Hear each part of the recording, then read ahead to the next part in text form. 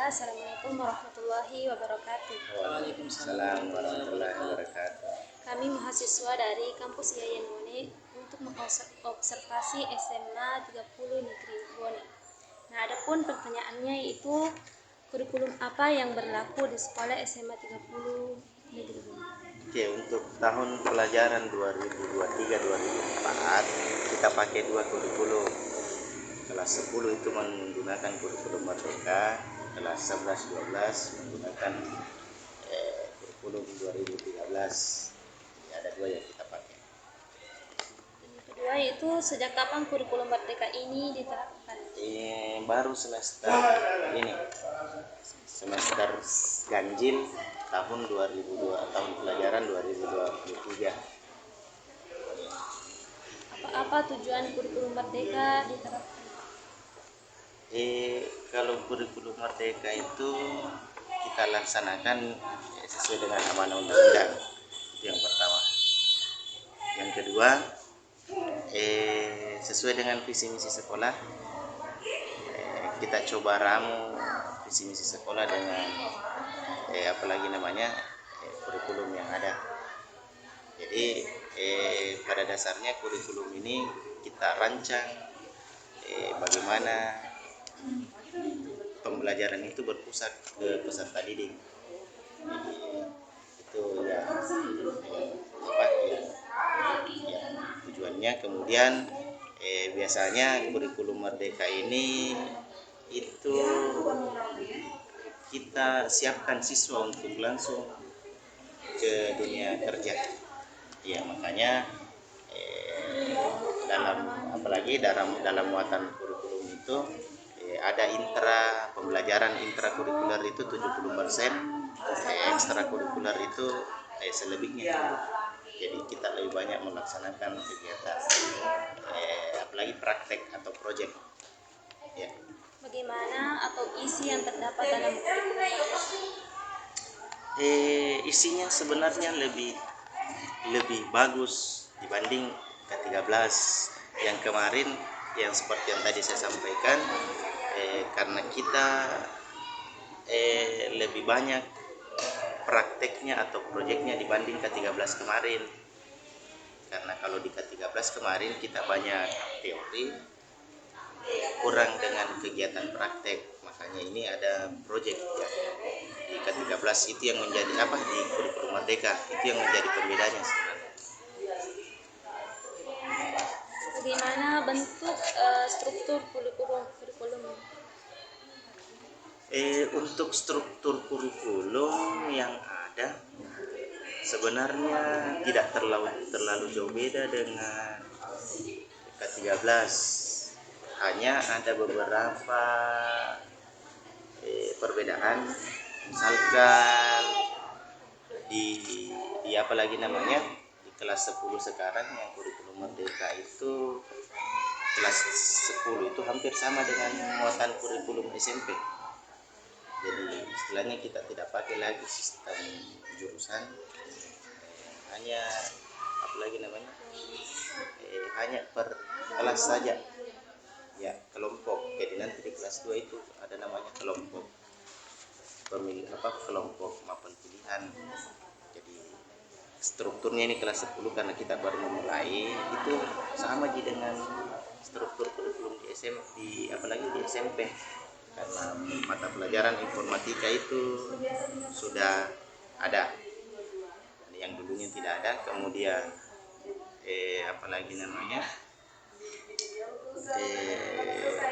yang di ke-13 kemarin menggunakan lintas minat dan peminatan. Di kurikulum Merdeka sudah tidak ada lagi ya. Sejak mulanya penerapan kurikulum Merdeka, Pak, apakah ada kendala yang terjadi? Lumayan banyak ya. Karena kenapa? Termasuk Bapak Ibu guru itu harus mempersiapkan kompetensinya untuk memulai ini. Kenapa? Karena RPP yang biasa kita pakai itu bukan lagi RPP namanya, ada modul, berarti itu harus menyesuaikan ya. Kendala lain siswa juga yang harus kita kasih pemahaman lebih karena ada proyek. Nah ini yang proyek adalah hal yang baru, ada istilahnya P5 profil pelajar Pancasila. Itu yang menjadi kendala karena ada 6 dimensi yang harus terpenuhi, kemudian ada 7 tema yang harus kita laksanakan selama 3 tahun. Jadi itu yang mau kita bagi-bagi. Terus kendalanya juga penyusunan jadwal mengajar itu harus kita susun dengan ya itu agak-agak repot sih karena ada yang namanya proyek. Tapi alhamdulillah kita sudah mulai beradaptasi sekarang. Jadi Pak, ada perubahan dalam jam pelajaran sejak kurikulum merdeka Pak? Ada tapi tidak terlalu signifikan. Ya, karena ada yang namanya proyek. Proyek ini misalnya mata pelajaran matematika di kelas 10. Mata pelajaran matematika di K13 itu 4 jam. Masuk di kurikulum merdeka itu hanya 3 jam. Sebenarnya 4, tapi satu proyek 3 jam ini intra atau pembelajaran seperti biasanya. Gitu. Kalau peserta didiknya apakah sudah pas dengan kurikulum merdeka?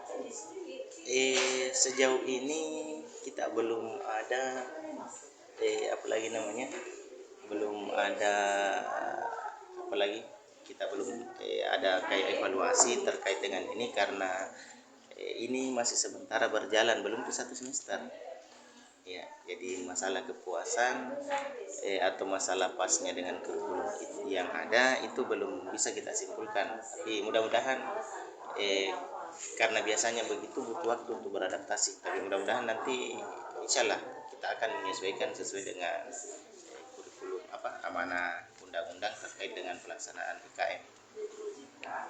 Dengan penerapan kurikulum merdeka, apa-apa yang perlu disiapkan orang tua peserta didik?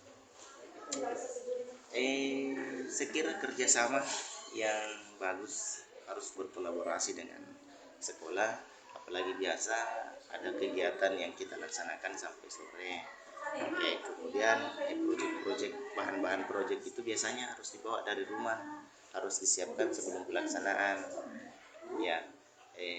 Kemudian upaya yang kita lakukan sebenarnya kemarin itu sudah menghubungi semua orang tua, apalagi khususnya kelas 1, supaya kita kasih pemahaman bahwa di sekolah kita itu ada yang seperti ini, ada kegiatan proyek. Jadi anak-anak itu, siswa itu biasanya terlihat hanya bersantai di kelas, tetapi itu dia menyelesaikan kegiatan kelimanya. Jadi untuk apalagi menghindari kesan bahwa anak-anak tidak belajar, kita harus kasih paham orang tua bahwa pada dasarnya kita tetap mengajar hanya dalam bentuk praktek gitu. Kan kurikulum merdeka itu ada P5. Nah, kalau pas adanya P5, apakah ada perubahan yang timbul di sekolah ini?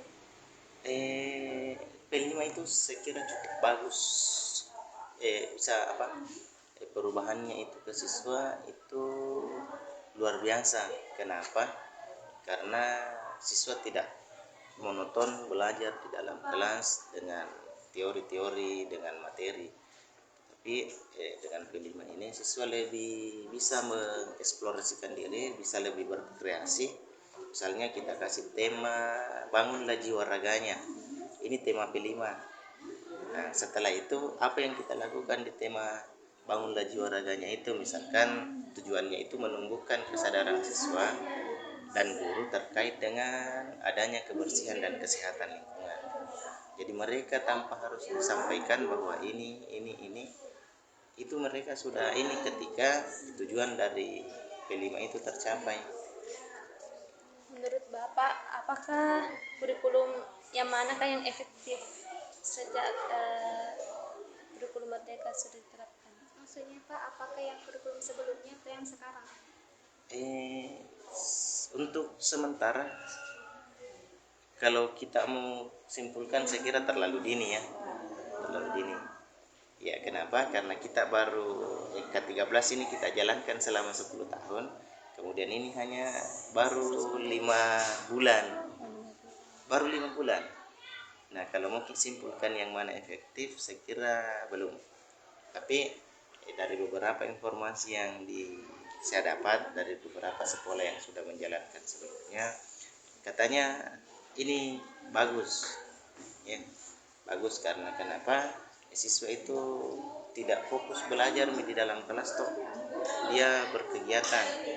Mudah-mudahan dengan kegiatan-kegiatan yang dilakukan khususnya P5 ini itu akan membawa dampak yang besar, dan minimal mereka akan paham. Mereka akan paham kenapa. Anggaplah misalnya kita kasih tema kewirausahaan, yang dulunya mungkin tidak tahu bikin apa-apa di rumah, biar memasak juga tidak bisa karena kita laksanakan di sekolah, kita kasih dasar-dasarnya, itu mereka paham. Jadi mudah-mudahan ini bisa berjalan maksimal dan sesuai dengan apa yang apalagi yang diamanahkan oleh undang-undang itu terkait dengan kurikulum merdeka. Ya. Apa alasan Bapak kenapa baru menerapkan kurikulum merdeka, sementara yang kita ketahui kurikulum merdeka sudah ada sejak 1 tahun atau tahun yang lalu. Kenapa baru diterapkan tahun ini? Kurikulum merdeka kalau tidak salah, ini kan kurikulum merdeka sebagai pengganti untuk masa mengatasi persoalan pandemi kemarin. Itu rohnya sebenarnya kenapa lahir kurikulum merdeka. Nah, kalau tidak salah itu baru 1 tahun yang jalan, 1 tahun yang kita diingatkan untuk mendaftar. Kenapa baru sekarang? Di Bone itu kalau tidak salah yang tahun lalu itu yang mengikuti kurikulum merdeka itu hanya 6 sekolah, kalau bukan 4 di Kabupaten Bone dari 30 sekolah SMA negeri. Nah, untuk penyampaian kenapa, sekira pada saat itu mungkin kita masih belum terlalu